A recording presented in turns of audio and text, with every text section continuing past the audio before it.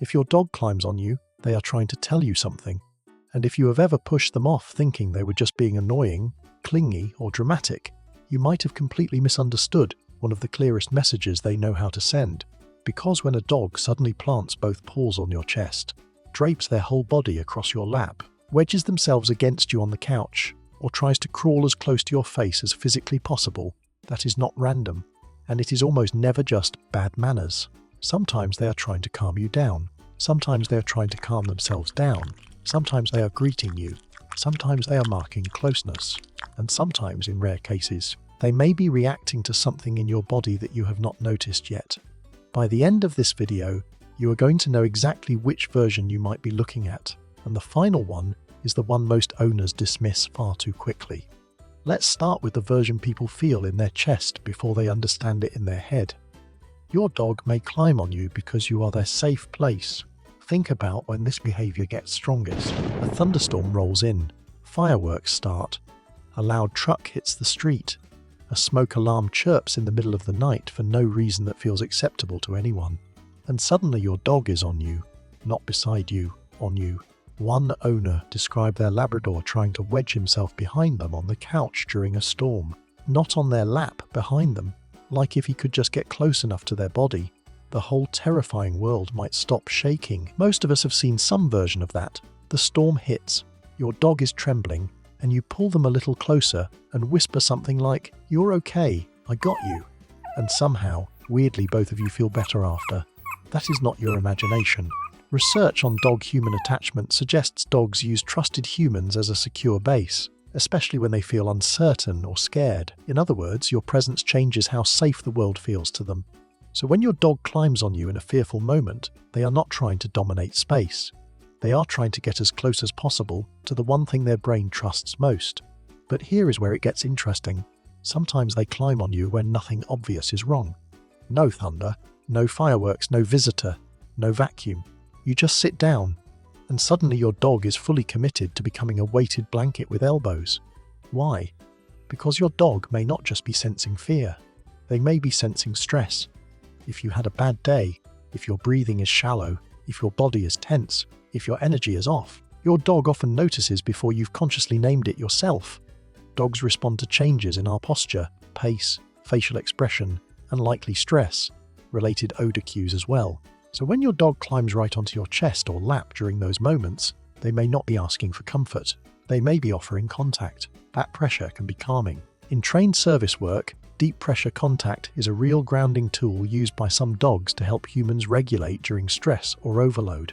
Pet dogs are not all trained to do this, but many seem to discover naturally that leaning, pressing, and settling on top of their person changes the emotional temperature of the room. You feel their weight. You stop moving for a second. Your breathing slows, their breathing slows, and the moment shifts. That is why some dogs seem weirdly drawn to you on the exact days you need stillness most. But the next reason takes a completely different turn, because this one is sneaky. Your dog may be putting their name on you. This one sounds funny, but it explains a lot. Dogs have scent glands associated with areas like the paws, and they use physical contact as part of social familiarity. So every time your dog presses those paws into your legs, plants themselves on your lap, or sprawls across you, like they signed a lease, they may be leaving familiar scent behind. Now, a lot of people used to explain this with one word: dominance. Your dog is trying to be the alpha, but that idea came out of older interpretations of captive wolf behavior, and modern canine behavior science has moved far away from that simple household dominance story. Those early wolf studies were not a clean model for family dogs living with humans. Behaviorists today are much more likely to frame this kind of contact around attachment, reinforcement, arousal, and social bonding. So when your dog keeps climbing onto you, especially after you come home, after you've been around other dogs, or after the house has been full of visitors, they may not be trying to control you. They may be trying to restore familiarity. In other words, your dog may be saying, "You smell like outside. Let me fix that." And once you see it that way, the behavior stops looking pushy and starts looking a lot more personal. But if you thought that was deep, this next one is the reason a lot of people pause the video and think about their dog immediately. Sometimes they may be smelling something you can't. Now, this is where people either go too far or not far enough. So let's be careful. There is real research showing that dogs can, under certain conditions, detect seizures, drops in blood sugar, and some disease-related odor changes. Their noses are extraordinary. They detect chemical changes at levels we can barely comprehend. That does not mean every clingy dog is giving you a medical warning.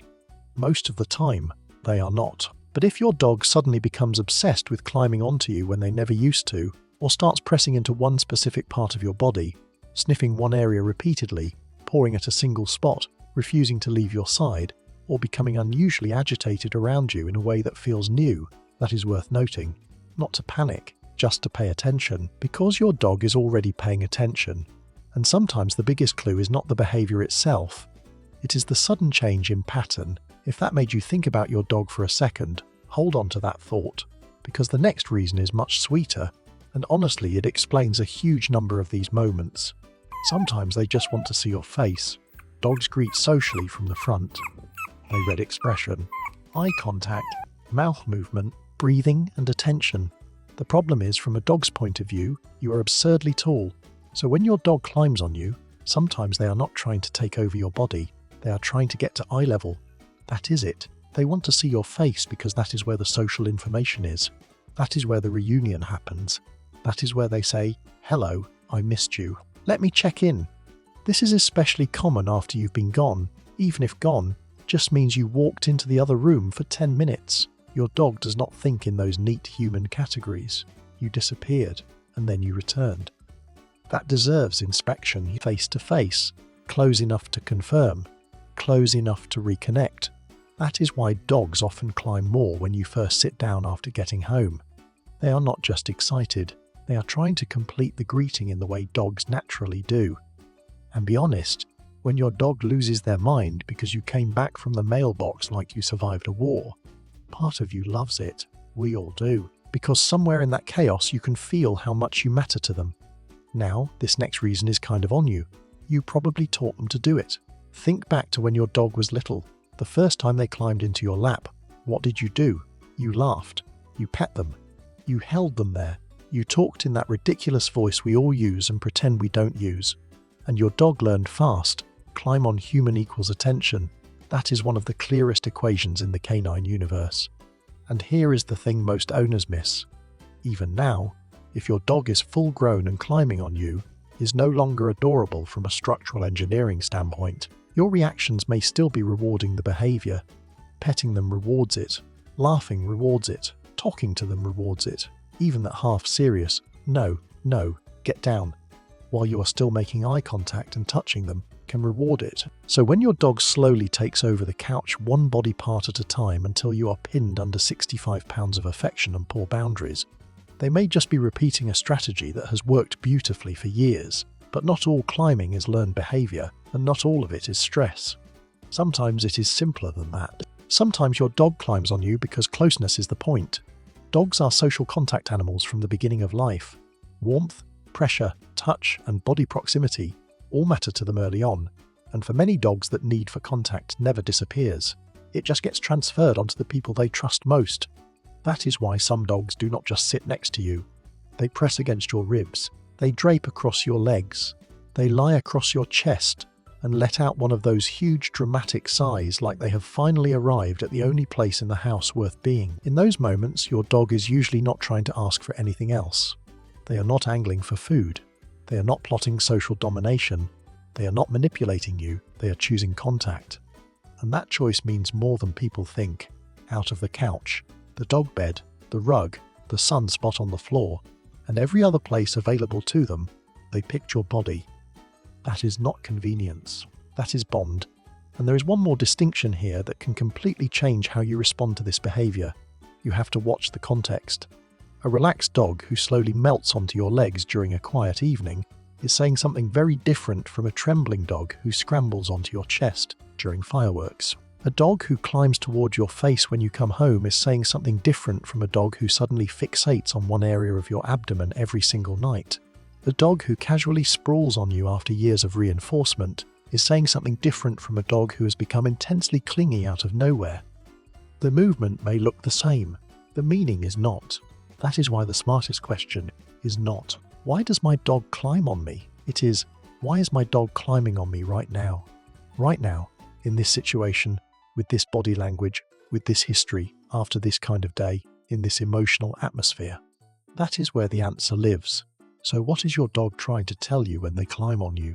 Usually, some version of this: I feel safest with you. I need comfort. I think you need comfort. I want to reconnect. I'm trying to read your face. I learn this works. Or something about you feels different, and I want to understand it. And sometimes maybe the most honest version of all is this: out of everything in my world, you are where I want to be. That is why this behavior matters more than most people realize. Because when your dog climbs on you, they are not just taking up space, they are revealing what your presence means to them. Safety, familiarity, regulation, connection. So the next time your dog climbs into your lap, wedges into your side, or drops their full ridiculous body across your legs, don't just ask how to stop it. First ask what they are trying to say, because once you understand that, the behavior stops feeling random and starts feeling a lot like trust.